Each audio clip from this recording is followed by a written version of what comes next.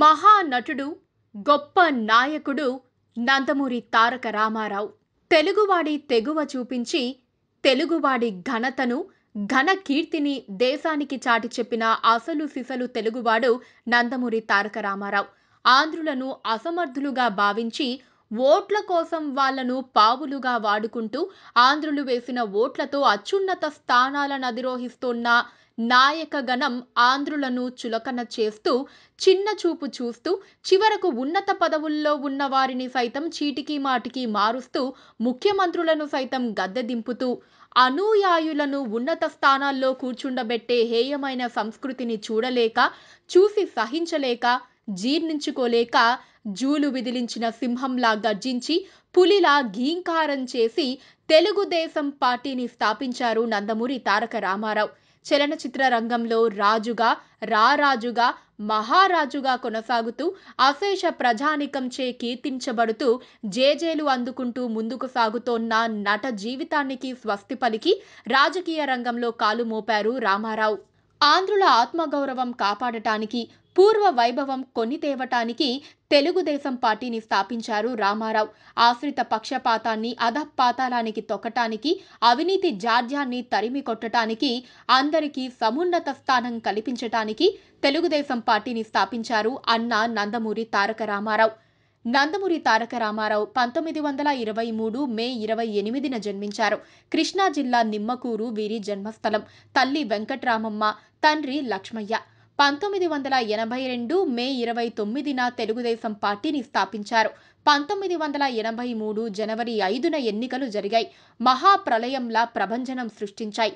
కాంగ్రెస్ను కంగు తినిపించాయి. ప్రతిపక్షాలను ఆశ్చర్యపరిచాయి. పరిశీలకులను సైతం ఒకంత ఆలోచనకు గురిచేశాయి. ఆంధ్రప్రదేశ్లోని 294 అసెంబ్లీ స్థానాలకు ఎన్నికలు జరిగితే 200 స్థానాలను తెలుగుదేశం పార్టీ గెలుచుకుంది. సహజంగా ఏ నాయకుడైనా ఒకచోట నుంచే పోటీ చేయటం జరుగుతుంది. నందమూరి తారక రామారావు 2 చోట్ల నుంచి పోటీ చేశారు. తన సొంత నియోజకవర్గమైన గుడివాడ నుంచి పోటీ చేసి తన సమీప ప్రత్యర్థి బీసీ నాయకుడు కటారి సత్యనారాయణపై సుమారు 26,000 ఓట్ల మెజారిటీతో గెలుపొందారు. సొంత నియోజకవర్గం నుంచి గెలవటం పెద్ద విశేషమేమీ కాదు. 1983లో తిరుపతి నియోజకవర్గం నుంచి పోటీ చేసి కాంగ్రెస్ అభ్యర్థి ఏ ఈశ్వర్ రెడ్డిని 46,879 ఓట్ల తేడాతో ఓడించారు. ఎన్టీఆర్ 1983 జనవరి 9న ఆంధ్రప్రదేశ్ తొలి కాంగ్రెసేతర ముఖ్యమంత్రిగా బాధ్యతలు చేపట్టారు. నమ్మిన సిద్ధాంతానికి కట్టుబడి పనిచేయటం, ముక్కుసూటిగా మాట్లాడటం రామారావుకు పుట్టుకతో వచ్చిన లక్షణాలు. కుట్రలు, కుతంత్రాలు ఆయనకు చేతకాదు. కల్లబొల్లి మాటలు చెప్పి మనుషుల్ని వంచటం ఆయనకు అస్సలే తెలియదు. శక్తి వంచన లేకుండా శ్రమించటం, బాధ్యతలను చిత్తశుద్ధితో నిర్వహించటం ఆయనకు అలవాటు. సినిమా రంగంలో ఉన్న, రాజకీయ రంగంలో ప్రవేశించినా క్రమశిక్షణతో నడుచుకోవటం ఆయనకు అలవాటు. పొద్దుపోయే వరకు శ్రమించినా తెల్లవారుజామునే లేచి నిత్య కృత్యాలు తీర్చుకొని పని ప్రారంభించటం ఆయనకు చిన్నతనంలోనే వచ్చిన అలవాటు. ముఖ్యమంత్రిగా నియమితులయ్యాక కూడా ఆ అలవాటును ఆయన వదులుకోలేదు. 1983 ఏప్రిల్ 1న రామారావు కొన్ని అసాధారణ నిర్ణయాలను అమలు చేశారు. అప్పటి వరకు కొనసాగుతోన్న ఆస్థాన కవులు, ఆస్థాన విద్వాంసుల పదవులను నిర్దాక్షిణ్యంగా రద్దు చేశారు.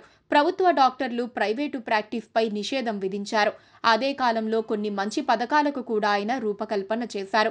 1983 ఏప్రిల్ 14న బడుగు బలహీన వర్గాల జీవన ప్రమాణాలు మెరుగుపరచడం కోసం కిలో బియ్యం ₹2 పథకం ప్రారంభించారు. తిరుపతిలో పద్మావతి మహిళా విశ్వవిద్యాలయాన్ని ప్రారంభించారు. తమిళనాడు ముఖ్యమంత్రి ఎంజి రామచంద్రన్ని హైదరాబాద్కు రప్పించి తెలుగు గంగ పథకంపై ఒప్పందాలపై సంతకం చేయించారు. ప్రధాని ఇందిరాగాంధీ చేత తెలుగు గంగ పథకానికి ఏప్రిల్ 25న శంకుస్థాపన చేయించారు. శ్రీరామ్ సాగర్ 2వ దశకు మే 5న ముఖ్యమంత్రి శంకుస్థాపన చేశారు. కొద్ది రోజుల వ్యవధిలో విజయవాడలో కనకదుర్గ వారధికి కూడా ముఖ్యమంత్రి శంకుస్థాపన చేశారు. అశాంతితో రగులుతోన్న ఎన్జీఓలు జూన్ 16న సమ్మె ప్రారంభించారు. ఆగస్టు 3 వరకు కొనసాగించారు. తాలూకాలను, పంచాయతీ సమితిలను రద్దు చేసి వాటి స్థానంలో మండలాలు ఏర్పాటు చేశారు. 1984 ప్రారంభంలోనే గ్రామాధికారులను రద్దు చేశారు. అదే ఊపులో శాసన మండలిని కూడా రద్దు చేశారు. కార్మిక శాఖ మంత్రి రామచంద్రరావు లంచం తీసుకుంటున్నాడని రుజువు చేసి మంత్రి పదవి నుంచి తొలగించారు. బూజు పట్టిన పాత వ్యవస్థలను రద్దు చేస్తూ వాటి స్థానంలో సమర్థవంతమైన వ్యవస్థలకు శ్రీకారం చుట్టి పాలనా వ్యవస్థను ప్రజలకు అందుబాటులోకి తెస్తోన్న పథకాలు తగిన ప్రచారం లేక ప్రజలకు చేరువ కాలేకపోయాయి. ముఖ్యమంత్రి రద్దు చేసిన వాటి వల్ల లబ్ధి పొందేవారు తాము ముఖ్యమంత్రి ప్రవేశపెట్టిన కొత్త పథకాలను తప్పుడు రూపంలో ప్రచారం చేయటం వల్ల ముఖ్యమంత్రిపై వ్యతిరేకత ఇంతింతై వటుడింతై అన్నట్లుగా పెరిగిపోయింది. డాక్టర్ల సూచన మేరకు 1984 జూన్ 17న ఆయన అమెరికాకు వెళ్లారు. దీన్ని అవకాశంగా తీసుకుని నాదెండ్ల భాస్కర్ రావు కాంగ్రెస్తో మంతనాలు జరిపారు. తెలుగుదేశం ఆవిర్భావంతో నాదెండ్ల భాస్కర్ రావు తెలుగుదేశంలోకి వచ్చి ఆ పార్టీ రంగు పులుముకున్నా ఆయన రాజకీయ పునాది కాంగ్రెస్సే. అధినాయకులతో ఆయనకు పరిచయాలున్నాయి. భాస్కర్ రావుని ముఖ్యమంత్రిని చేసి రామారావు పీడ వదిలించుకోవాలని కాంగ్రెస్ అధిష్టానం నిర్ణయం తీసుకుంది. రహస్యంగా ఉంచింది. రామారావు అమెరికా వెళ్లిన తర్వాత జూలైలో హైదరాబాద్లో మత కలహాలు చెలరేగాయి. రామారావు అమెరికా వెళ్తూ ప్రభుత్వ నిర్వహణ బాధ్యతలను ఎవ్వరికీ అప్పగించలేదు. అప్పటికీ అల్లుళ్ళు ఇద్దరూ తెలుగుదేశంలోనే కొనసాగుతున్నారు. వారికి కూడా అధికారాలు ఇవ్వలేదు. శాంతి భద్రతలు కాపాడటం కోసం అందుకు అవసరమైన అధికారాలను నాదెండ్ల భాస్కర్ రావుకు ఇవ్వాలంటూ శాసనసభ్యుల చేత సంతకాలను సేకరించారు. ఆ జాబితాను తనను బలపరిచే ఎమ్మెల్యేలుగా గవర్నర్కు చూపించారు. ఆగస్టు 15 దేశానికి స్వాతంత్ర్యం సిద్ధించిన రోజు. భారతీయులు ఆనందించిన రోజు. 1984 ఆగస్టు 15 మాత్రం తెలుగుదేశం పార్టీకి, నందమూరి అభిమానులకి దుర్దినం కిందే లెక్క. కొద్ది కాలంలోనే అనేక సంచలనాలు సృష్టించిన తెలుగుదేశం పార్టీ చీలిపోయిన రోజు.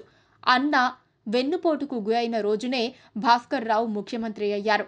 పలు నాటకీయ పరిణామాల తర్వాత 1984 సెప్టెంబర్ 16న బలత్ ప్రదర్శన జరిగి ఎన్టీఆర్ మెజారిటీ నిరూపణ జరిగింది. అదే రోజున రెండవసారి ముఖ్యమంత్రిగా బాధ్యతలు చేపట్టారు. ముఖ్యమంత్రి పీఠాన్ని అలంకరించిన రామారావుకి ఏదో అనిశ్చిత స్థితిలో ఉన్నట్లుండేది. వెన్నుపోటుదారులున్న సభలో ముఖ్యమంత్రిగా కొనసాగటం సమంజసం అనిపించలేదు. వెన్నుపోటుదారులకు గుణపాఠం నేర్పే దిశగా ఆలోచనలు చేస్తోన్న రామారావుకు అపూర్వ అవకాశం అందివచ్చింది.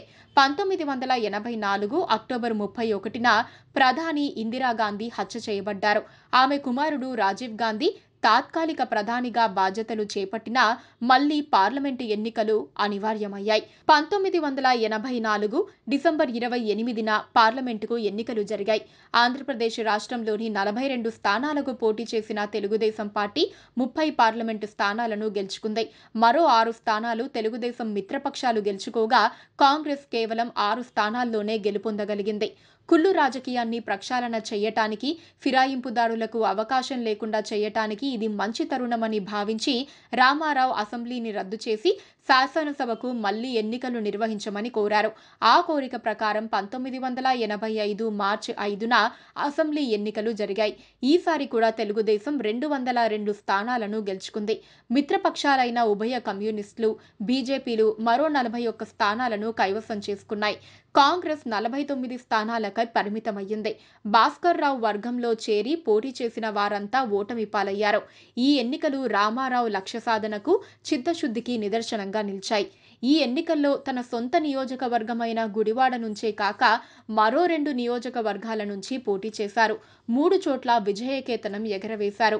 హిందూపూర్ సభ్యత్వంతో 1985 మార్చి 9న రామారావు 3వసారి ముఖ్యమంత్రిగా నియమితులయ్యారు. మంత్రివర్గ సమావేశ సమాచారం బయటకు వెళ్లటంతో ఆగ్రహించిన ముఖ్యమంత్రి మంత్రులందరినీ రాజీనామా చేయమని ఆదేశించారు. 1989 ఫిబ్రవరి 12న కొత్తవారితో 4వ మంత్రివర్గాన్ని ఏర్పాటు చేశారు. 1989లో తెలుగుదేశం పార్టీ ఓటమి పాలయ్యింది. 1994లో జరిగిన ఎన్నికలలో తెలుగుదేశం ఘన విజయం సాధించింది. 219 స్థానాలు కైవసం చేసుకుంది.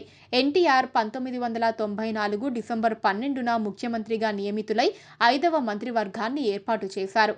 5వసారి రామారావు ముఖ్యమంత్రిగా ప్రమాణ స్వీకారం చేయటానికి మోహన్ రెడ్డి ముహూర్తం నిర్ణయించారు.